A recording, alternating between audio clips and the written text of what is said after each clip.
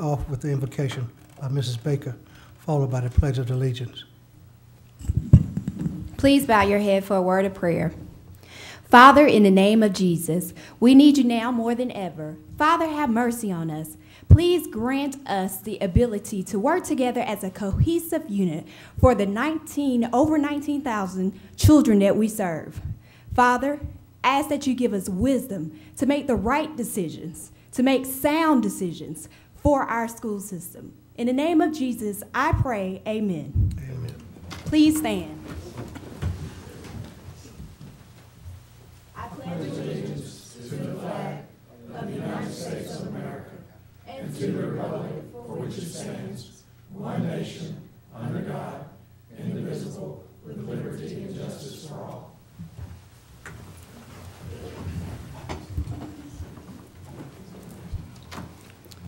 The next item, can I have an approval followed by a second of the minutes, please? So moved. Second. Motion has a motion and second. All in favor? Aye. Ayes have it. The superintendent's report. Thank you, Mr. Mathis. Chairman, ladies and gentlemen of the board. Ms. Allen, just to clarify, we have no public participation tonight. Thank you, ma'am. In the superintendent's report tonight, I'd like to mention something prior to bringing up others. Today, the Georgia Department of Education announced the four-year cohort graduation rate for various schools and school systems throughout the state of Georgia. In brief, this new way of calculating a school or school system's graduation rate has to do with looking at the class of 2007 and 8 and whether or not they achieved, students in that class achieved a regular high school diploma at the end of the last 2010-11 school year. So it's a four-year cohort, beginning with a 9th grade class all the way to the end of a 12th grade class, in which time frame state policymakers envision kids should achieve a regular high school diploma.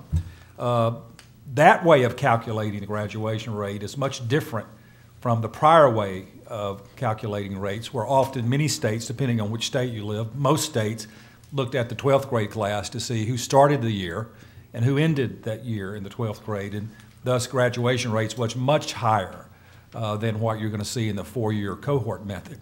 So here locally, Newton County, given the old way of calculation, we had approximately 85% graduation rate looking at a 12th grade year.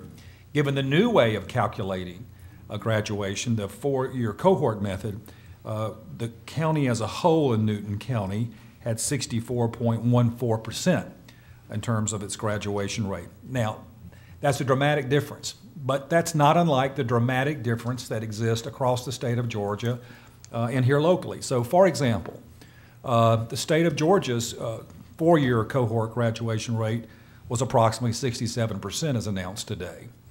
Neighboring Rockdale County, for example, was approximately 66%. As I said earlier, our rate was approximately 64.14%.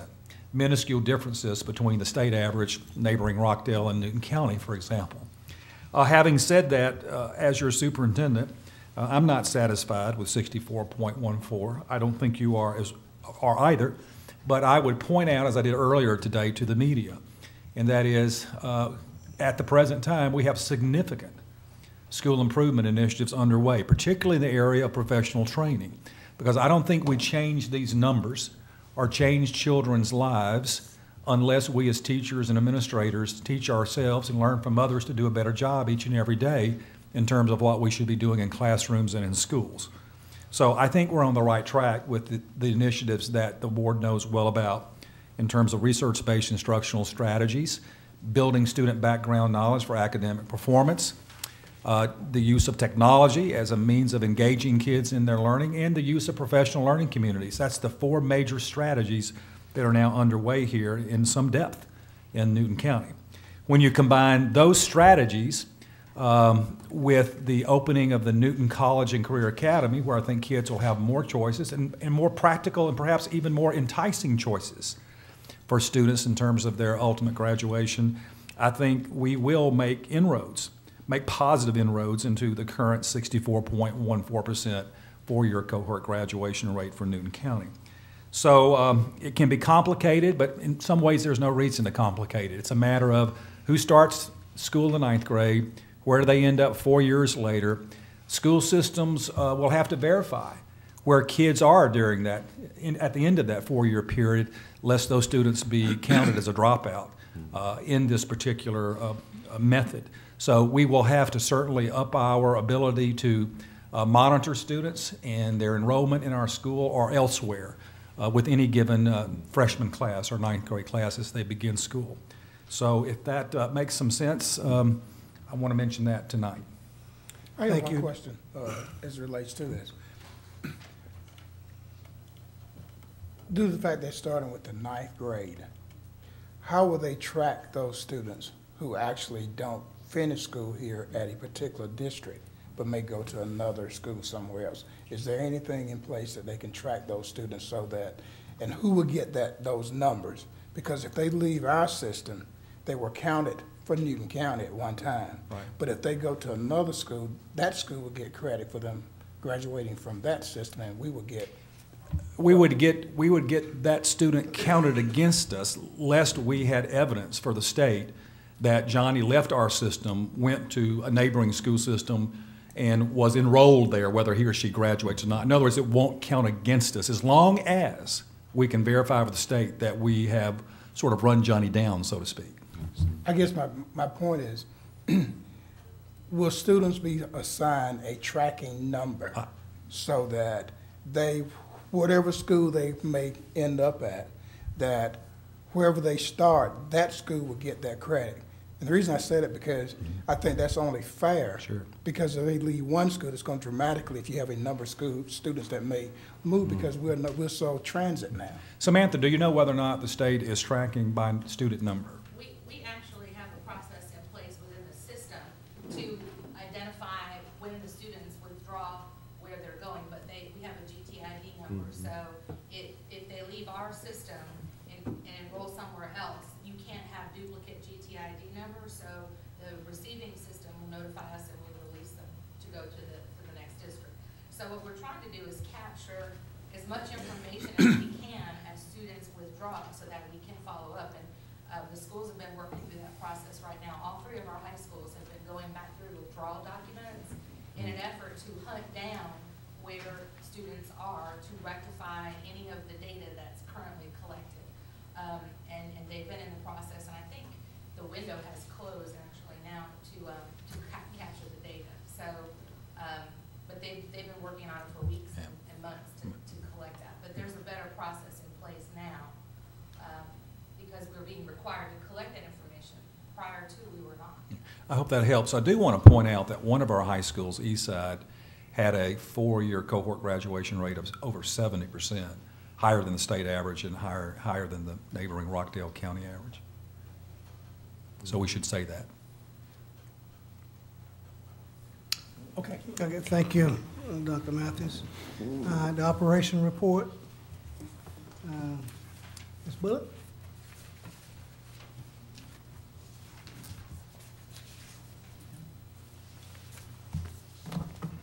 For the financials, with 75% of the year completed, ad valorem tax collections have exceeded projections for the year. They're at 100.9%, and we expect to end the year with at least 1.5 million better than estimated. Expenditures are greater than budgeted again at 75.83, and that again is because of the forward funding of the health insurance. We're on target to finish within budget or better. We do expect major expenditures in transportation and maintenance in June to get ready for next school year. Any questions? I have a question. Go back to the 1.5 million. Right. We're still collecting car taxes for the rest of the year. So I believe we will collect at least 1.5 million more in taxes. More. Okay, that's what I'm. Additional. Okay. Over the 100.9%. Okay. Right.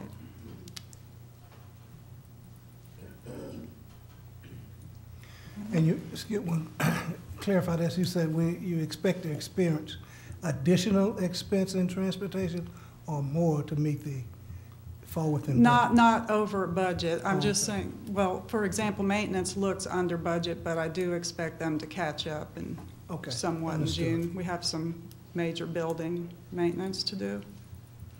Thank you kindly. Ms. Bullard, if you would, for the board, while you're at the podium, and I mentioned this to you earlier today, just share with the board briefly, if you would, where we are in the current budget process and what prospects seem to be, as much as you can tell tonight. Well, everything's coming together about as I've projected for you. I think the last projection I did in January, there's nothing different there except we're waiting for our QBE information, our state revenues. That is a big piece that we're missing. We know that we received some emails telling us that our equalization grant may be bigger.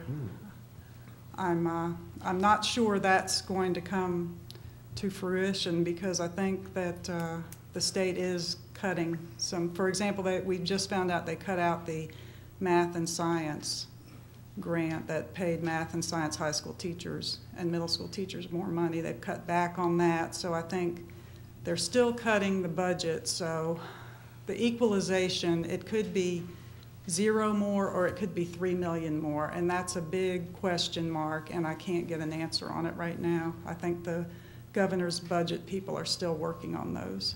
We have no QBE allotment sheet for next year at this time. I also believe that our QBE allotment will go down because we have been losing students.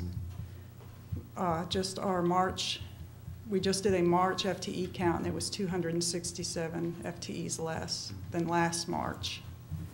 So that's going to affect our QBE revenues. We're below 19,000, right? Yeah. Will the equalization be at least what that initial figure was? It should be what we're getting now. Okay. I just don't know how much. I'm hopeful that it's Okay. more, but I'm not confident enough to put it in the budget yet or to do further projections.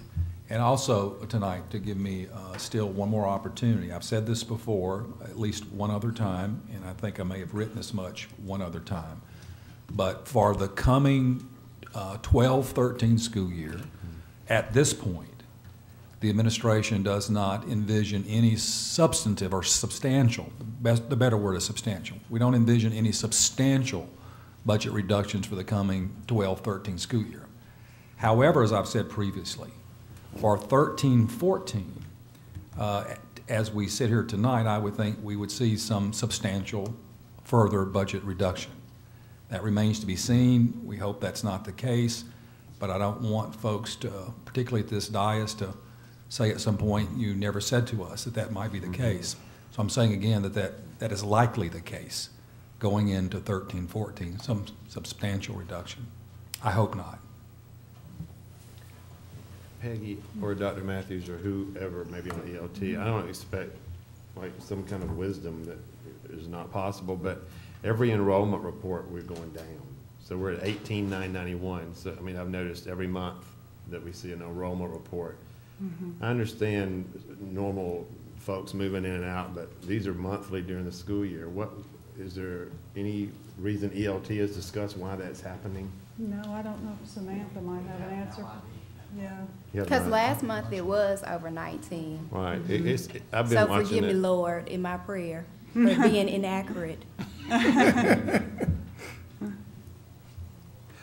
it's under 19 now. I don't understand it. I do have a question going back to the financial report, and it's on transportation costs. And I know it may not be able to be answered right now, but the question that I have is that since the Career Academy is now open and we are transporting students, we already have budgeted that amount in there, right? Correct, and we've been transporting students over to Alcovey. Over to Alcovey, but now we're Correct. transporting them to the Right. academy. So I don't Is think there- there's going to be much difference. There's in not those gonna be much. expenses. Okay, that I was don't my think question. so. Okay. And we did budget for it. Can we see like a comparison, like I guess a 1 month, like next month, a comparison? Like how much was budgeted for that and how much we're actually spending? See if I can get the information from Mr. Barr, because I don't have it separated by route. Thank you, Mr. Barr.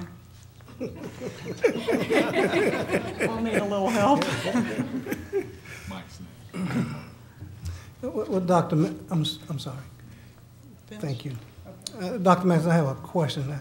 I don't want to play on words, substantial or whatever, but if we view now a substantial reduction in 13-14, should we not be prepared or contemplating a mild adjustment to meet that substantial year? And I don't know what that means. Right.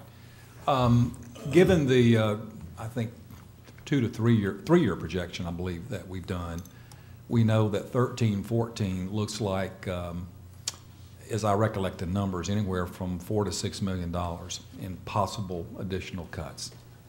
One could argue that you need to make some number of cuts or some amount of budgetary reduction now, meaning for 12-13.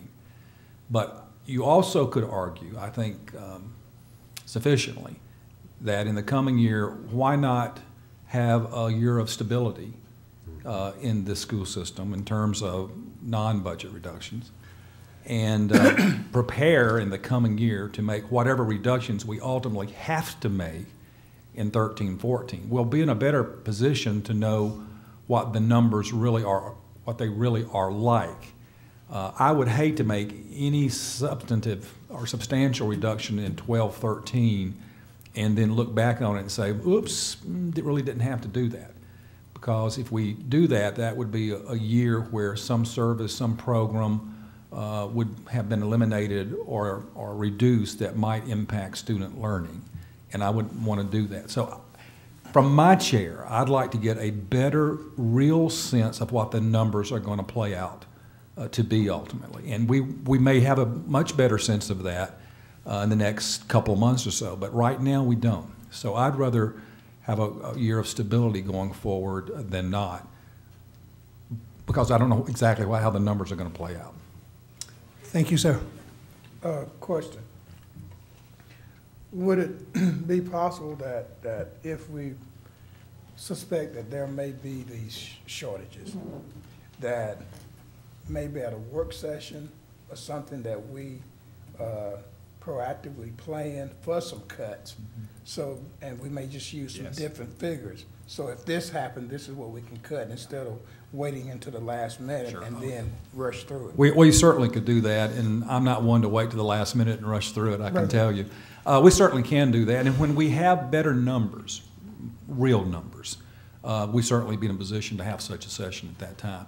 Even looking towards 13-14, Right. Even if we didn't do anything for Exactly. the coming 12-13. But we'd be in a better position to know. Exactly. Any other comments? Okay, thank you. Number 2, Mike Barr?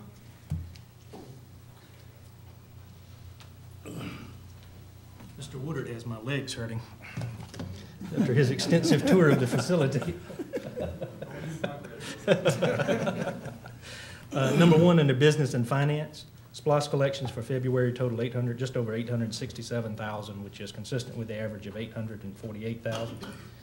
In capital projects, as you know, we just toured the facility, and we are very pleased that the doors are open. It's an awesome facility. Mr. Woodard, I've enjoyed working with him, and he's done a tremendous job with that facility. It's very nice. Number 2, I met with the Newton High School McKnight Construction today. They are on schedule with that project. Just wanted to note that all precast installation will be complete within the next 30 days. So that's a big achievement on that project.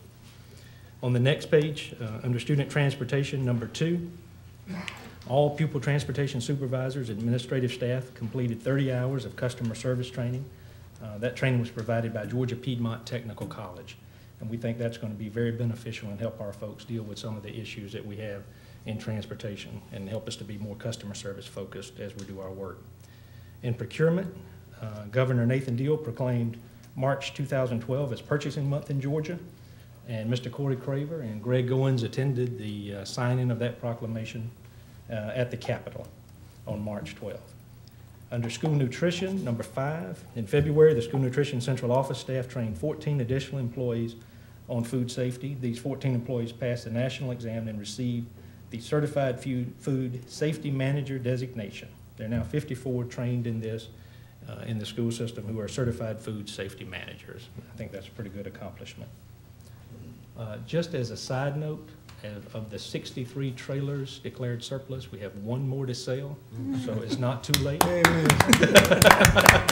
We're nearing the end of that saga. Are there any questions about the operations report?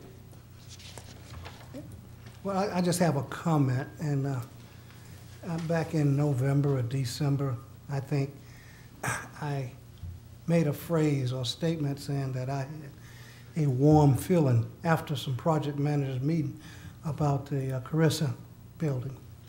And today, I won't describe my feelings, but after touring it, I am very pleased with what I saw. It is, okay. And I want to appreciate you for the efforts. Yeah, it has turned out to be an awesome facility to be proud of. It really has. Thank you, sir. All right. I have a presentation. Yeah, presentation. Okay. As you know, during the last couple of years, the Transportation Department has really worked to improve the efficiency of the department. An audit conducted by Mr. Danny Reed, I believe in 2010, near the end of 2010, recommended establishing purchasing contracts for the acquisition of parts and supplies for that department. The presentation tonight will provide you some information about how the parts operation and fleet services can be outsourced, utilizing a state of Georgia contract with Genuine Parts Company, commonly known as NAPA, to save the school system money while increasing efficiency in fleet services. This is critically important as over the last few years we've gone from 8 mechanics to 5, so efficiency in fleet management is a serious issue for us in transportation. The Integrated Business Solution, or IBS, proposal will not result in any reduction of employees, but it is projected to save the school system at least $241,000 in labor cost, inventory reduction, and elimination of obsolete stock during the first year. In February 2012, I and other transportation staff visited DeKalb County schools. We viewed they've had that NAPA program for, I think, 4 or 5 years. Three years, and it's been a phenomenal success, saved them money, helped them to operate more efficiently. We also spoke with folks from Atlanta Public Schools, Fulton County Schools, Clayton County Schools, Cobb County Schools, City of Columbus, City of Marietta, and the City of Marietta, you've been there a long time, 14 years or so. All highly recommended this program. So based on the information that we've reviewed and the data that we've analyzed, I believe this is the right direction for us, and I wanted you all to take a look at it tonight. Mr. Brad Crawford and Tony McSwain with NAPA are here, and also Wayne Marsh with Brooks Auto Parts, to give you just a little more details about the program and to answer any questions that you may have. So I'll turn it over.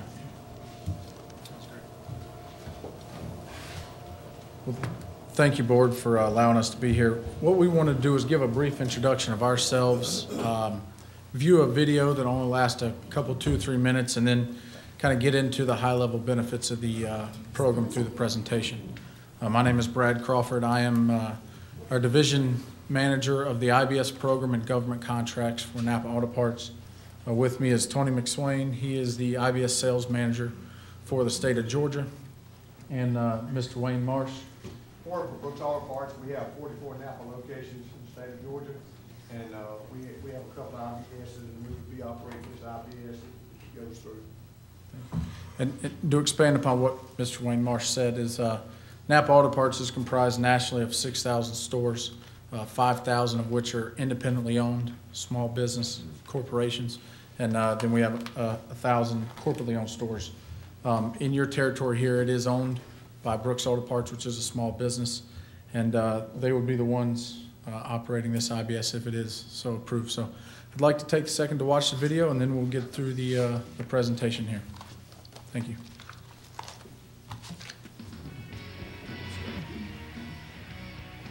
When you've got the right parts on the shelf, an experienced team in place that knows your vehicles inside and out, and a custom approach to manage your business needs, then you've got Integrated Business Solutions.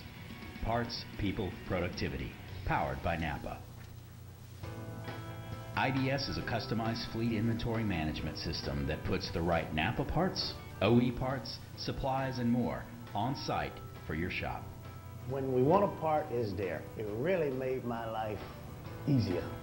IBS manages parts inventory for fleets of any size across dozens of different business categories. We maintain a little over 1,200 school buses and 300 support vehicles. We transport about 107,000 students a day. Well, before IBS came, it was just a big headache. We would be required to have to go out for bid. It would take weeks, months to be able to obtain parts in some cases. IBS helps eliminate those problems. We own and manage your inventory, which reduces costs by eliminating obsolete parts. And you pay for a part only when you need it. You know, I didn't have to worry about outdated parts anymore. They saved me about $200,000 a year versus what I was spending trying to get the same results. We get a lot more for our money, and I think that we are able to do a better job for the district. We integrate seamlessly with your existing operations. Our knowledgeable team will work with you side by side.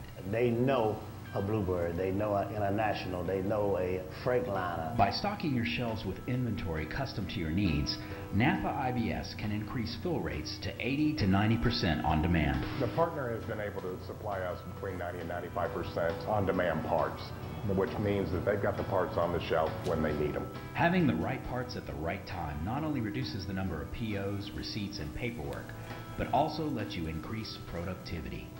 They was able to go out, and give me more choices than I thought I even had. We're in the business to move children. We got to have the buses on the road. We don't have time to wait for the parts, and this way it allows us to have the parts at our disposal when we need them. They got the experience in school buses, and they know what I need, even when I don't know what I need. They've been able to adapt to our operation and show us the customer service and get us the parts that we need when we need them. Integrated Business Solutions. Parts, people, productivity. Powered by Napa.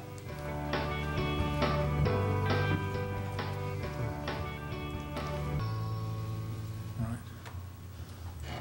Well, that video does a great job at outlining kind of what the program does. Before I dive a little deeper into it, Mr. Barr mentioned the contracts with the state. We do have 2 contracts. One is our parts purchasing contract, just in a just-in-time basis. And what we're talking about today is our IBS contract, which the term on that runs through this year with several year renewals after that. So it is something that has been very successful for us as an organization and for those entities in the state that have decided to utilize it. You were just handed out some information, and you can choose to look at that or on the screen behind you. But Integrated Business Solutions is basically, that's this program where we come and we fit your operation.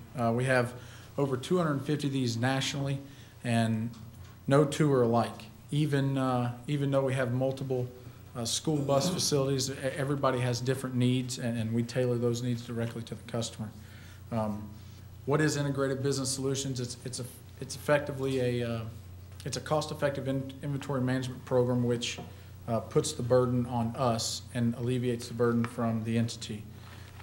It's mainly designed to do 3 things. It's designed to reduce your inventory investment, lower transaction costs, and increase your shop's productivity.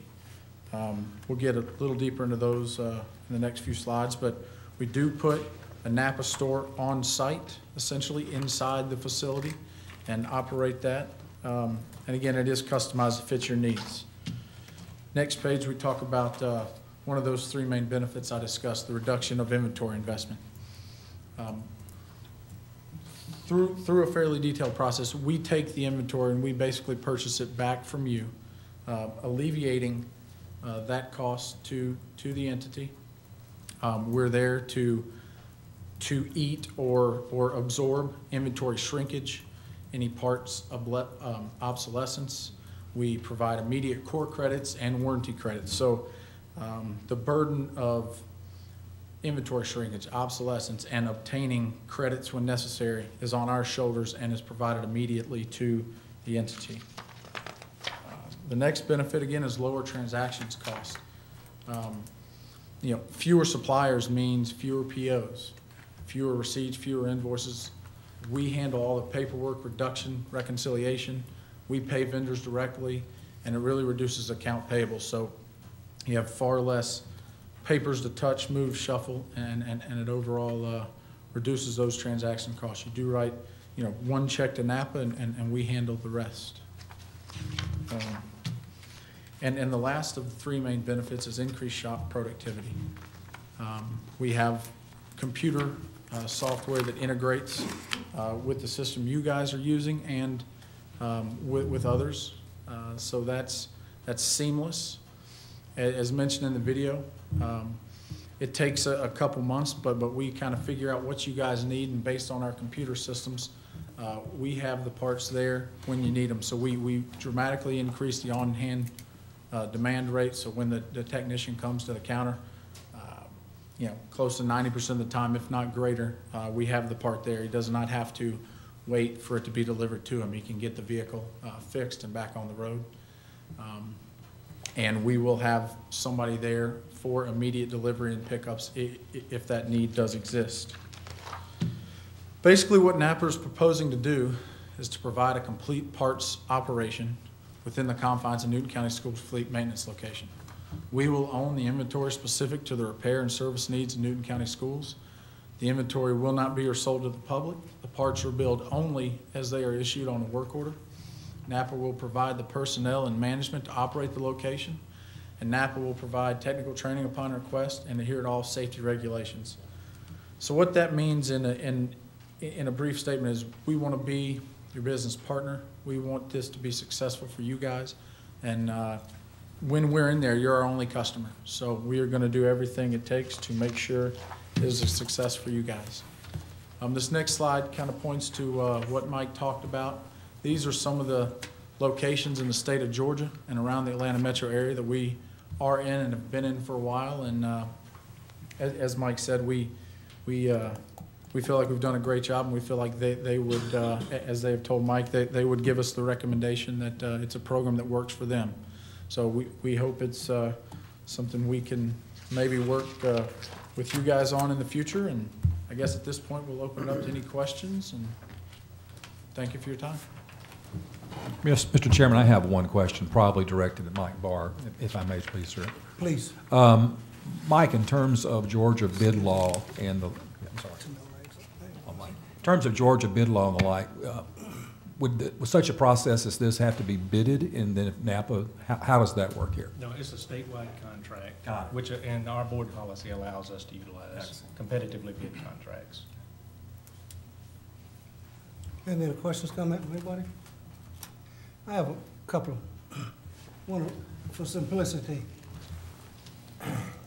Mike, I guess I'll give you a loaded question.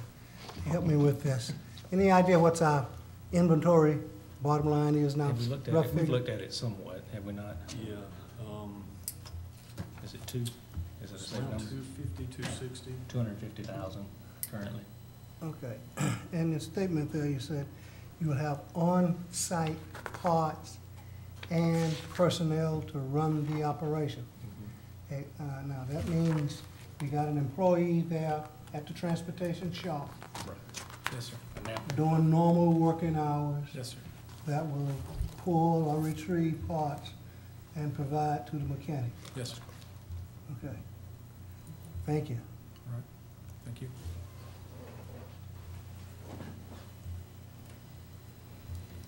Any other questions or comments? I have one other, Mr. Chairman, if I may. Thank you. Any idea as to the savings occurred in other school districts? Yeah, at DeKalb County, Anthony Jackson, the fleet director, decided right out of the gate to monitor his parts spend. And in that, he was able to save over the first year right at $300,000. Initially, we had done some creative things with his inventory so that we could kind of remove him from the inventory a little bit quicker. And we're willing to do some of those things to, for this one. But that's just an example. We did take a 50 to 60 item list that you guys are currently buying now and bounced them off some of our national buying programs that we have, and we would have been able to save you 12.5% on that sampling.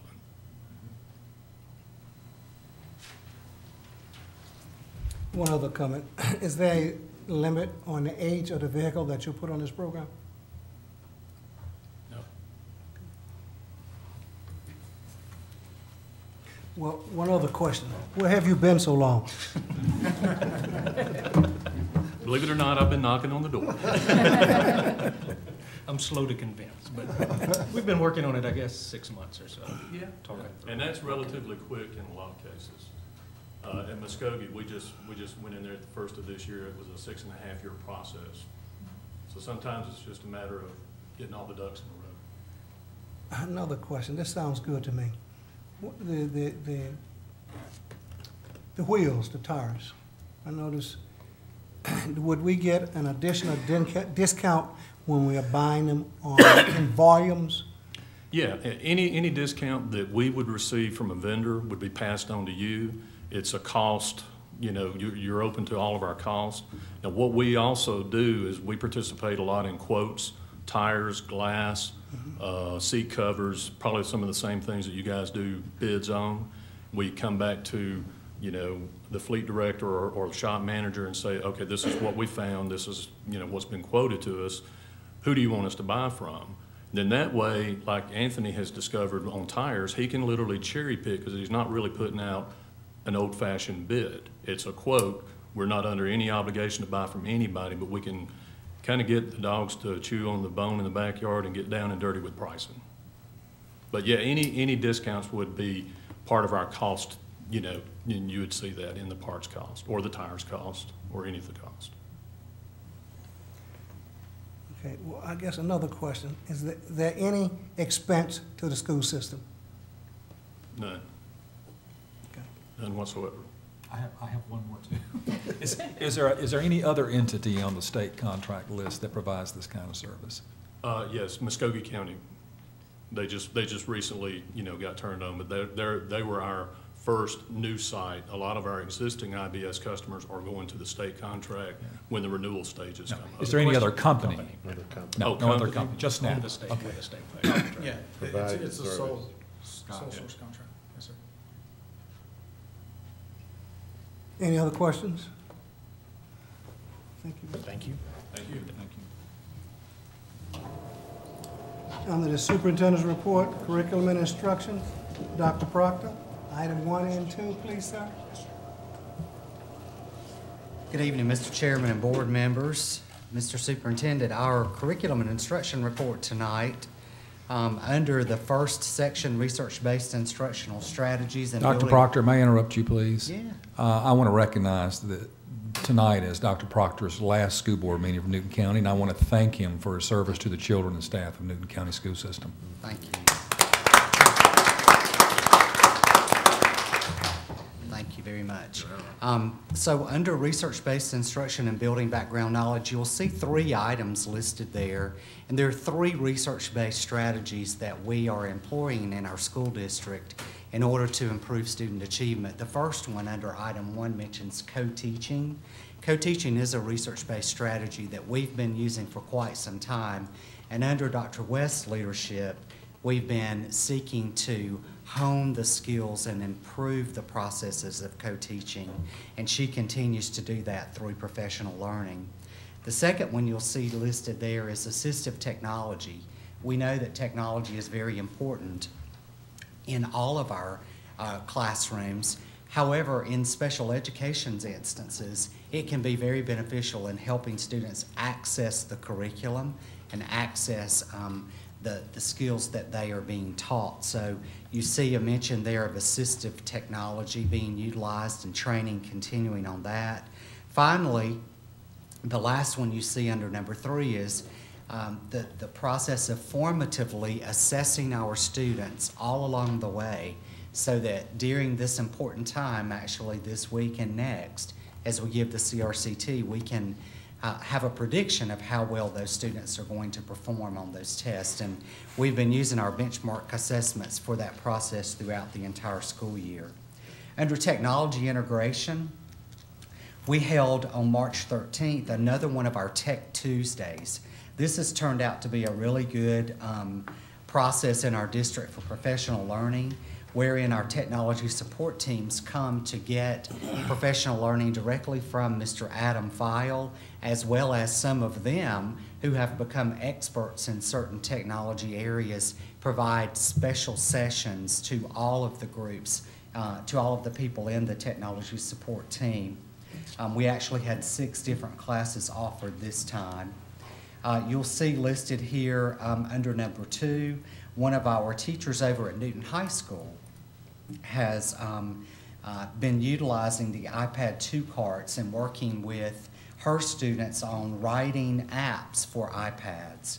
And of course, this is going to eventually lead to Microsoft Office certification, perhaps, in industry credential that'll help them in their job search. Certainly, it is one of our pathways under administrative and information support, which our students can use to further their studies at the College and Career Academy. Support activities on the back. The technology department is implementing a pilot program, and I believe Dr. Shattuck has mentioned this before, but this program is going to help us. It's called Asset Manager, or that is what the program does, is manage our assets in terms of the technology that we have in place. Follett is the software company that we utilize, and they are the same company that helps us keep track of the inventory in our media centers, all of our student books, the teacher materials that are checked out on a regular basis. So we're piloting this system, the asset management portion of the Follett software, in a few of our schools to determine how it's going to work. Our technicians in the technology department spend a great deal of time each winter inventorying all of the technology we have, and this is going to take a lot of time. This is going to reduce the amount of time that they would normally spend inventorying. Over time, we hope that it will certainly enable all of our schools to be able to have all of their technology inventoried and not take as long for our technicians to do that. Mr. Berry and Ms. Finley recently presented to our Newton County community stakeholders meeting, and there were approximately 60 people from various community agencies there. They shared with them some of our processes for what we've been going through with placement of students in Budsman, with 504 processes, and our Pyramid of Interventions process. So that was a good time for them to share some information about the school system. You'll see that Special Olympics under number 10 is coming up. Hopefully you'll be able to participate in some of those activities the week of April 30th. The College and Career Academy had some of our staff to go over to Atlanta to the Lieutenant Governor's Career Academy Conference that was held on March 16th, showcasing various effective strategies being implemented at career academies across Georgia. And actually, Mr. Woodard presented a breakout session at that particular meeting. This is assessment season, as you know. It seems like assessments go on all year, but right now is really a busy time for Dr. Skinner. You can see under number 12 listed all of the assessments that are taking place right now. The training under number 13 that is taking place, as it's become so critical to have our staff even more knowledgeable than they have been in the past on giving the assessments in the proper format. And that concludes the instruction, curriculum, and technology report. Are there any questions? I have a question on well, it doesn't have to do with the workshop under 13, but it's just a question about the modified version of the CRCT. Is there a limit on how many modified versions you can use within the school system? Yes, actually, we can only use that with 2% of our students. Is that right, Dr. West? Yes, that's 2%. Mm-hmm. So it's very limited. How do we decide what 2% to use it on? That's actually decided in their IEPs. Okay. So the IEP is the determining factor for that. Are there any other questions? Okay. Thank The you. enrollment report, and we've already had some discussion about enrollment tonight. So I've heard several numbers tossed out, but officially from the meeting last year at this time, and then tonight's meeting, we're down 218 students. So our official enrollment as of March 29th, I believe it was just before spring break, was 18,991. Thank you. Thank you, sir. Under new business, item A. Ms. Jan Loomis, please. Ice cream. Ms. Lumens has conveniently forgot her reading glasses tonight. Yeah, right, Dan. But that's all right. I get to. That's all right, because I get to recommend the renewal of the ice cream contract. Should make kids everywhere happy. Superintendent recommends annual renewable contract awarded to Bluebell Creameries for the purchase of ice cream and related products be renewed for an additional contract period. The effective date of the renewal will be April 25, 12, and the expiration date will be April 24, 13. Any questions? Questions on that? Okay, I guess that is for the ice cream. That's it. Item B, Mr. Moore. Item B, the superintendent recommends declaring the identified items from the BOE administrative offices, Fairview Elementary, Indian Creek Middle School, Newton County Theme School, Newton High School, and Porterdale Elementary as no longer serviceable and authorized for the appropriate disposal of these items. Thank you, sir. All right. Item C, Dr. West.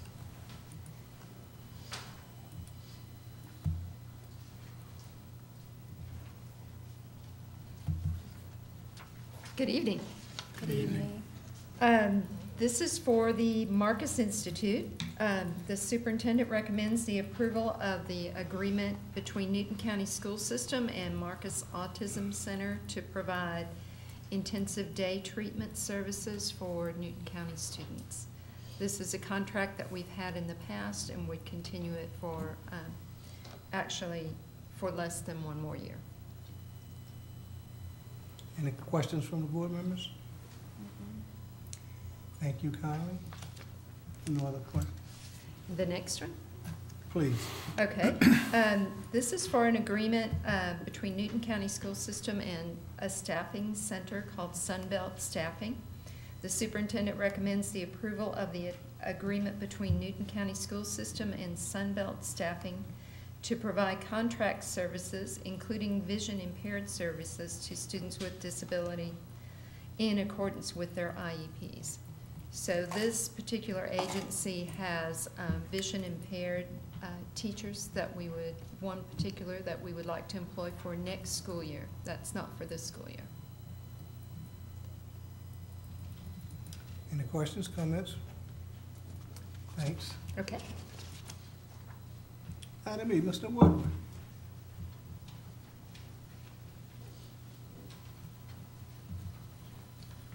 I think we spoke on this one earlier today. I don't remember. You don't remember. No broken cars. The superintendent recommends the purchase of automotive lifts needed for the Newton College and Career Academy be purchased from Rotary Lift Corporation of Madison, Indiana. Total estimated cost for product delivery and installation is $28,160.84. And the construction-related equipment grant received from the Georgia Department of Education is the funding source. It's in there. Thank you, sir. Thank you, sir.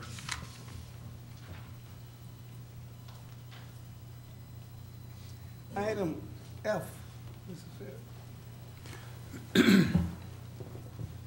Good evening. Good evening. The superintendent recommends the approval of the system portion of the 2012-13 secondary student handbook. Changes by page number are noted below. And in the attached document, insertions are in blue and deletions are noted in red. And I'd like to point out a few things that may be of interest to you. Page 14, special programs.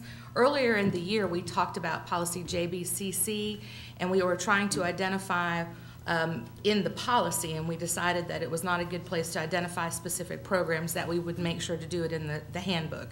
So on page 14, you will see that there's a new section entitled Special Programs, and that section gives explicit information about which programs we are referring to in the policy and the procedures for taking advantage of those special programs and their locations. We added, and it's really not an addition, it's listed on page 10 as well, but we became more explicit with the Georgia Teenage and Adult Driver's Responsibilities Act, also known as TADRA. We reference throughout the handbook the implications of attendance and your driver's license, but we really were not very specific about the implications of discipline on the revocation of your driver's license as a student. So we went back through the handbook to specifically add those statements where appropriate, identified in the rules, whatever specific rules were addressed in the TADRA policy. And you'll note them throughout the document. It'll tell you, for example, on page 31, we added the TADRA statement to rules 1 and 5. So very specific so that you can go back and see exactly where we made the changes.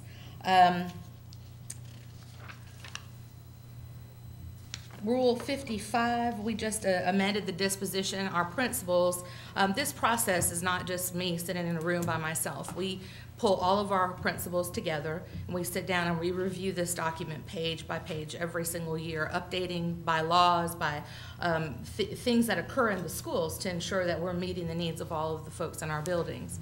And so one of the concerns that we had in our most recent meeting was that in some cases the tardy policy, not in some cases, in our handbook, the tardy policy was more stringent than if you cut class.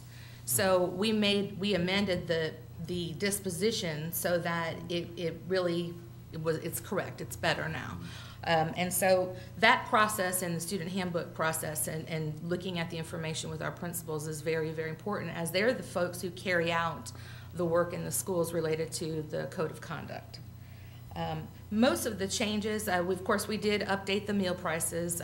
Ms. Lumens provides us with the information so that we just add it in and make sure that the adjustments are corrected. But for the most part, you'll see when you look through the document, there's just some formatting changes. Maybe there was a word left out and we inserted a word to make the sentence read smoothly. Are there any questions about the student code of conduct? I have a question. Sure. Did somebody else have Go one? My question is, the 6th and 7th grade at the theme school, are we not including them in the secondary handbook or no? We are. We've actually put it, they're in our ordering process, and are they not listed on the front? They're not listed. Okay, we'll add them. That's my oversight. Okay. Well, let me explain how that works. So this document, we've made a change in the entire document that goes into the handbooks, and so what I have is a high school procedures document, so that what was happening prior to last year was we would sit down and we would adjust the code of conduct, and then the principals would go back and they would do their school portion. And the portions were not the same. So we extracted all of that and we put it into a document that covers all 3 high schools, so that if they have a policy at one school, that if it's across all 3 schools, then it mirrors the same language. So we did that. This year, we did the exact same thing with the middle school policy. So now when it's time to do this code of conduct again, I'll sit down with the middle and high school principals and we'll look at the code of conduct. We'll make those adjustments, and then my middle school people will go in one place and review their middle school procedures to make sure that's all lined up, and my high school people will go in another room and make sure that's all lined up. So in the past, the theme school people have not been at the table, but on the original middle school document, they're there. Okay. So I tried to put them all in one place so we didn't have to keep going back and forth between documents. Anybody have any other questions? I have a question. Give me some clarity on item 15 involving fighting. 15. And it says participating regardless of initiation. Explain that to me. That's a tough one that our principals have to deal with all of the time. It is as it is written, but they do try, when there is a fight or an altercation in the school, to determine who threw the first punch. but sometimes you can't tell. So the rule has been, it doesn't matter if you engage in a fight. Now, we've had situations where there has been a fight and one student is clearly the aggressor. Well, when it's a clear circumstance, we use our common sense and we make sure that we're not punishing someone who was clearly not engaged in a fight. But if people are fighting and they're throwing licks back and forth, at that point it's really inconsequential who threw the first punch. We would wish that they would not do that at all. But the principals and administrators, the assistant principals, spend an inordinate amount of time investigating to try to figure out who is the person who initiated the fight. Could we add that in there so it can state that if determined? Yes. Because the reason I'm asking that question is because there have been some fights that was purposely done to cause another child to get suspended because the way it reads, they were participating, regardless of whether they initiated or not. Okay. But I think it would kind of clear that up. Okay. Because, a person have a right to defend themselves. Right. Mr. Berry, do you have anything to add on that? Mr. Berry also participates in the review of the Code of Conduct, just because he's the person who attends all of the legal updates with Phil Hartley and their team, so he can bring to the table any information that I'm not aware of. Where is that information on, like you were mentioning, theoretically students would engage in fighting to get someone suspended? What proof do we have of that? I don't know of. The ones that I know of, when they're obviously one-sided, they're treated as assaults from our handbook. The one child is a victim and the other child is the assailant.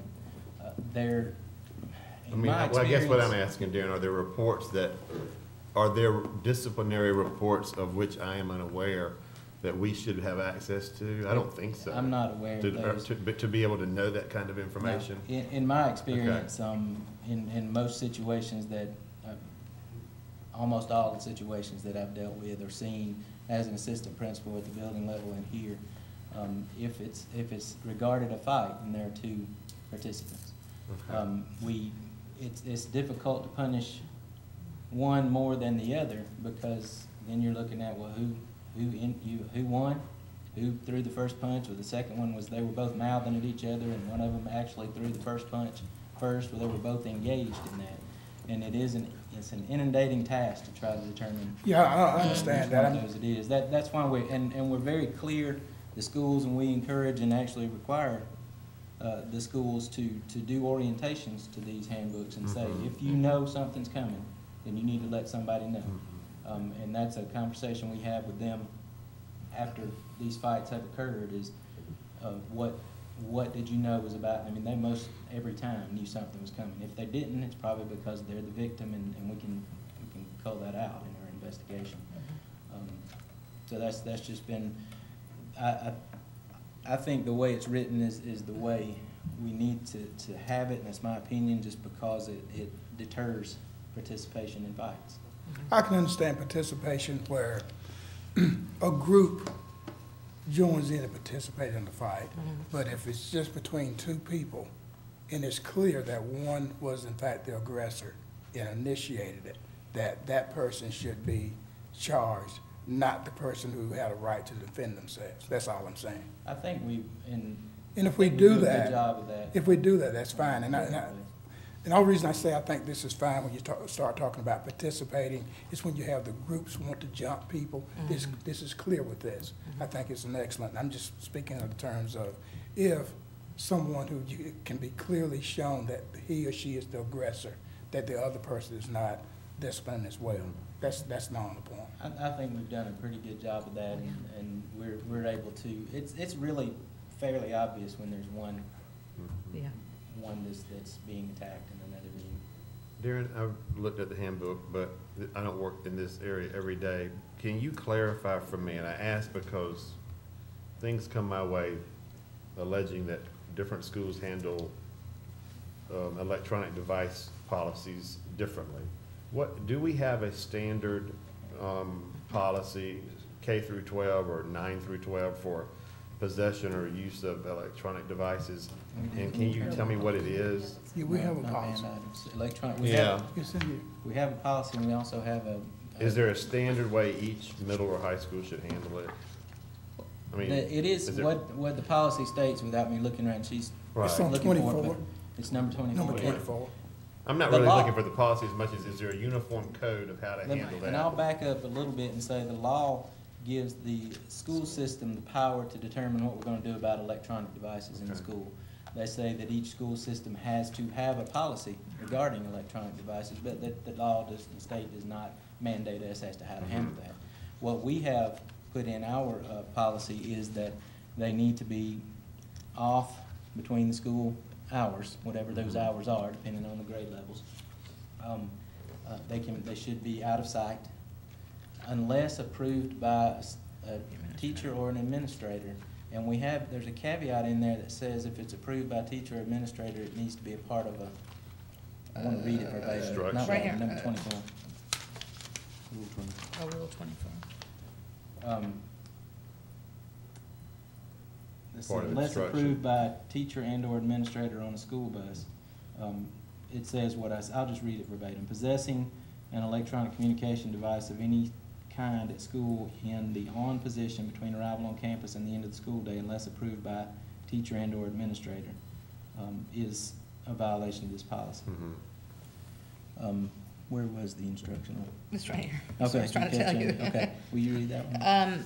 The instructional piece is captured in banned items, and number 13, possession of banned items. Using and/or possessing banned objects on school property at a school function. The following objects are banned unless required to be brought to school as part of a planned activity and approved by a teacher and/or administrator. And then it goes through the list of items. So So I guess, for example, if students are texting outside, from inside the building to outside the building, events happening within the building. Right. That's really not instructional, so that really, Correct. if known, should not be happening. Yes, Okay. should not be happening. It should not be condoned by adults, okay. Correct. All right. Not by the, Under our current policy, it Right. shouldn't be used for Okay. recreational communication unless they're doing it for, After school hours. after school or before. and we've had extensive conversations with our principals as well about this very issue, because technology and the use of technology and smartphones, you know, that's just part of where we are today in the world. And just at our last review of our handbook, that was one of the points of discussion. Are we ready to just open up, wide open, and allow people to have their smartphones and text and do all of those different things? And our administrators right now said, no, we're not ready to do that. We're not prepared to do that at this time. But we do have, and Mr. Shattuck can echo this, we do have places in the buildings and several schools in which we allow students to use their own technology and access our guest network. So we do that, but in that case, that would be approved and used for instruction. Right, and that's the case, I think, at Eastside High School, where there's a pilot Like project, BYOT. bring your own technology. And veterans. Yeah, and Veterans Memorial That's as the well. BYOT program? Yes. Is that right? Thanks. Okay. Anything else? Thank you. All right, thank you very much. And Item I don't know what letter it is, I don't have that. G. G. And that's PD 360? Okay. The superintendent recommends use of Title IIA federal funds to purchase PDC 360 for the 2012-13 school year. The purchase is a continuation of the contract approved during the 10-11 school year. The total purchase using federal dollars is $42,890, which includes a district license and 1 day of on-site training. And the contract, or the invoice, is actually with the document. Any questions? Okay. Thank you. Item H. Okay. The superintendent recommends the renewal of the ThinkGate contract for the administration of system-wide secondary benchmarks for a total cost of $78,887.26 as outlined in the attached proposal. And at the bottom of in the background, it shows you the expenditures across FY11 through what it will cost us in FY13. And if you'll note in the center there, there's an additional line for professional learning fees. So there's an addition of $2,000 for each day for professional learning for our teachers. With teachers leaving and changing, it becomes a maintenance piece. I've got to continue to provide professional learning so that our teachers are utilizing the tool. So that's why it's this year, and it wasn't there last year. Any questions? Thank you. Thank you.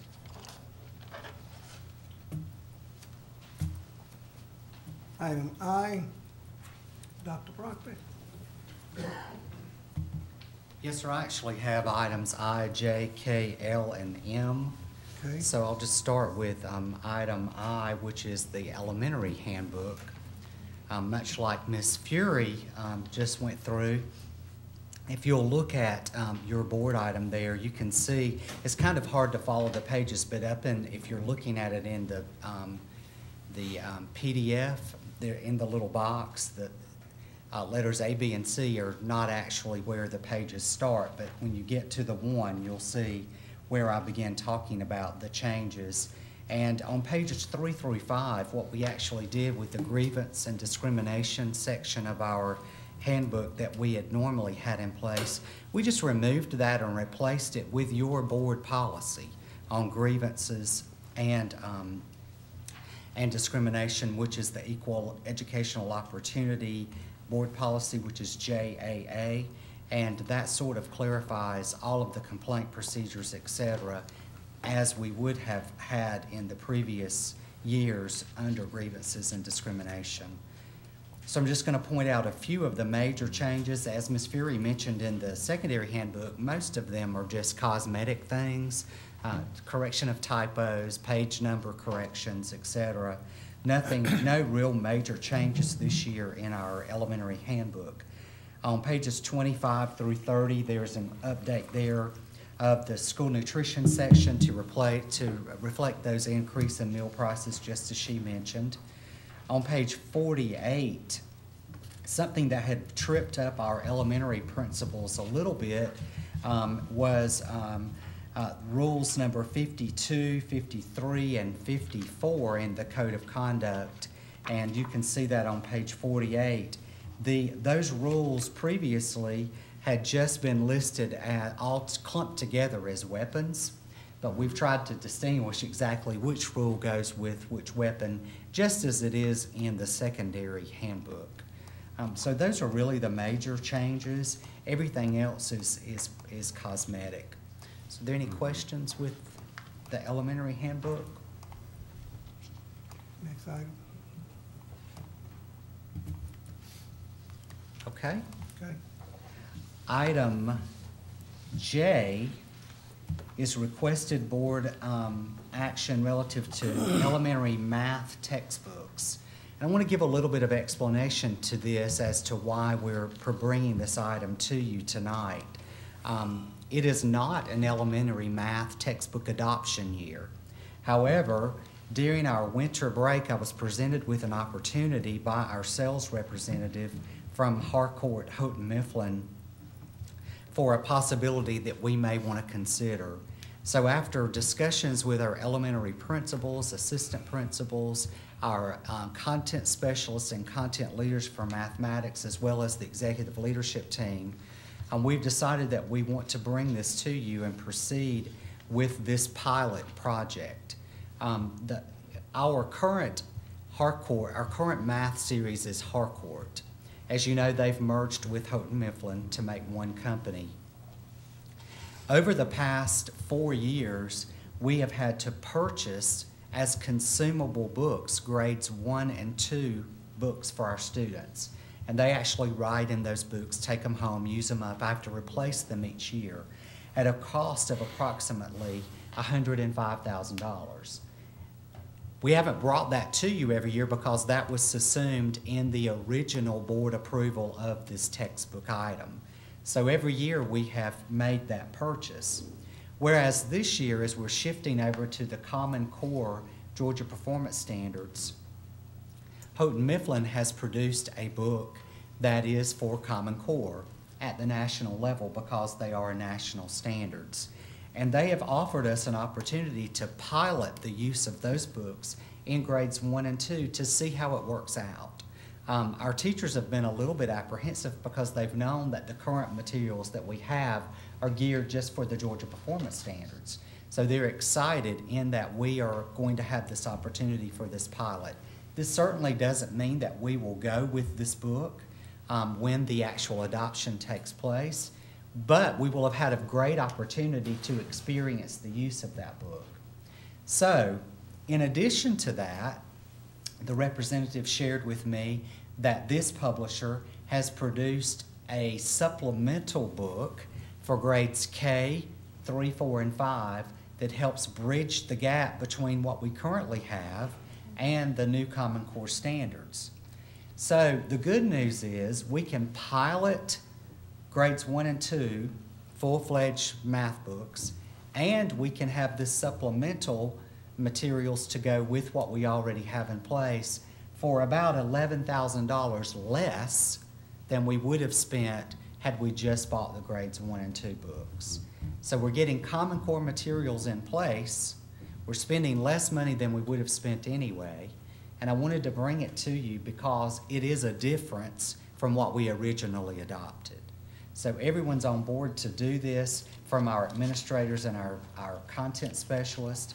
So I wanted to bring this to you for your consideration tonight. And it is overall a savings for us and gives us Common Core materials. I have a question. Sure.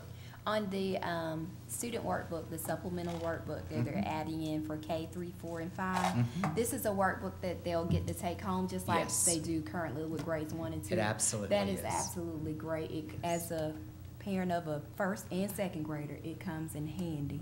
So I think that would be absolutely wonderful. They will be able to consume that book as well. And this K, 3, 4, and 5 book will have the Common Core. It will. It's not nearly as extensive as if we had a textbook that was Common Core related, but it does bridge the gap, those differences between GPS and CCGPS. Okay.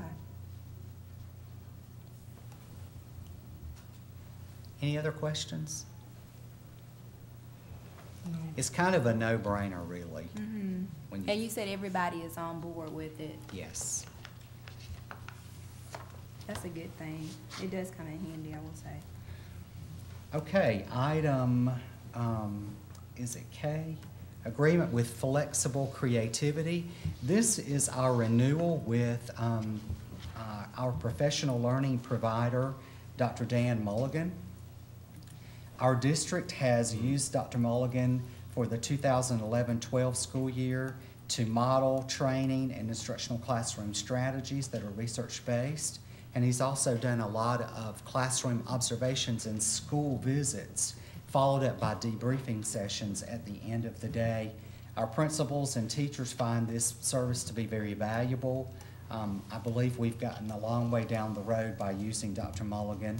So we have met with him, both Ms. Fury and I have met with Dr. Mulligan and devised a plan for next year, inclusive of 4 days, where 2 days he'll spend with just elementary staff members, inclusive of administrators and teachers, 2 days that he spends with secondary, and then there are approximately, what is it, Samantha, 20 days? 20 days that he is visiting in schools. We're excited this year because at his suggestion, principals will actually shadow him in the walkthroughs the first time he visits. And they will be looking for the same sorts of things. When he comes back and visits, he will do follow-ups in those same schools. We're going to choose those schools based on where they fall on the focus, priority, and alert statuses. 2 other days that Dr. Mulligan will be with us, one day is for our administrators during the administrative retreat, and another day he'll be here with the teachers that we hire new to our school district. As Ms. Fury was mentioning, she has to continue the professional learning for ThinkGate. Well, we want our new teachers to have access and professional learning in the instructional strategies that he shared with all of our other teachers. So it's an induction kind of thing for new teachers. So the total contract price you can see there is $83,200 plus his travel. We've added 2 days that I mentioned. Last year the contract was for 24 days. This year it's for 26 days, 2 additional days, 1 for administrators, and he'll be talking about rigor and rigorous curriculum development and what to look for in terms of rigor in our classrooms, and then the teacher induction are the 2 additional days that we didn't have this year. Does he do Common Core? Actually, he has already begun this year in our debriefings and with our instructional strategy sections talking about Common Core. Yes. Any questions? Next item, Dr. Rowe. Yes, sir. This is math exemplars. Those of you who are familiar and been in our elementary schools, math exemplars is a great strategy that our teachers are using for math problem solving. This is in grades K through 5, and I'm bringing to you tonight in collaboration with Title IIA, with Title I, Dr. Thomas, and with Dr. West, a contract to have our consultant, Deb Armitage, in our school for 27 days next year at an approximate cost of $78,000. This has been an awesome project in our schools, and we don't want to let it go. We want to keep this going, the momentum going with our teachers. It'll be paid for primarily out of federal funds with Title I and Title IIA.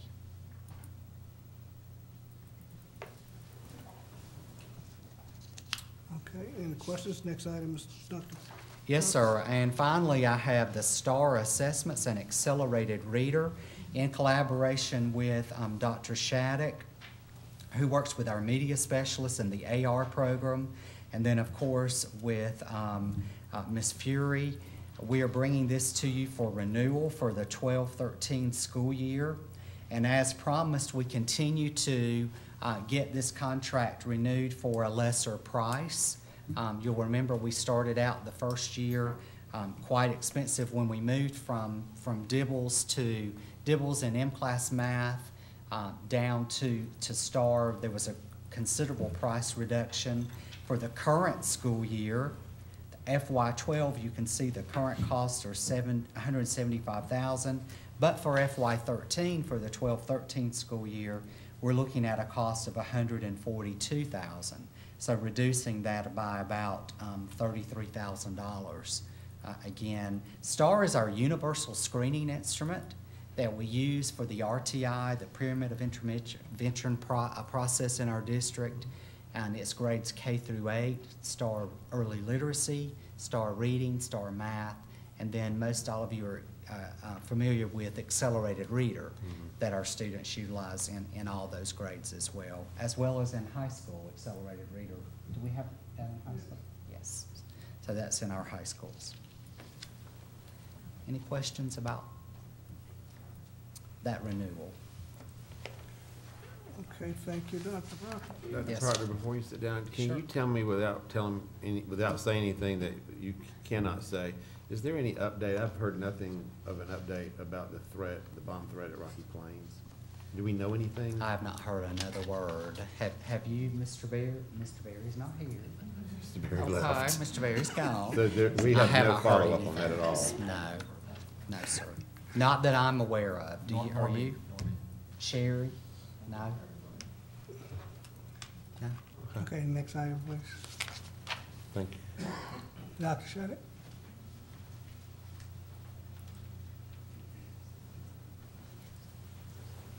Dr. Proctor, if you do that well in Atlanta, you will do very well indeed, sir.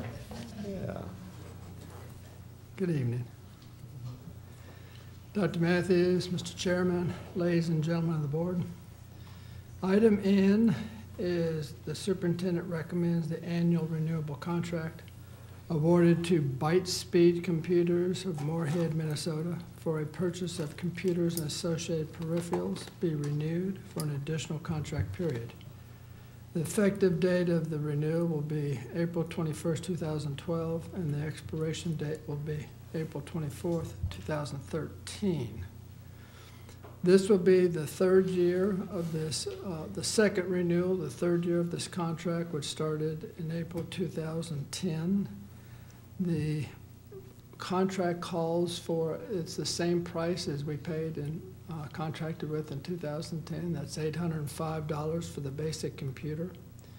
And it allows us to upgrade parts as parts drop in price at this, and get additional or better computing power from the parts we do buy, and it keeps the current price if parts happen to go up, which in this year they have. The hard drives went up because of a flood in Thailand. We now are putting 8 gigs of memory in the computers, so that should prepare us for current use as well as future use for those computers. Any questions? Any other questions from the board? Thank you. Okay, that concludes our agenda. Any comments or questions from any board members? If not, can I get a motion and a second to adjourn? Second. Meeting adjourned. We're gonna miss one. We're gonna miss one. No, we wouldn't. Thank you, Mr. Chairman. Thank you, sir. I think we're gonna miss one. I do too. Oh, man. You wouldn't look at me, so I could hold up.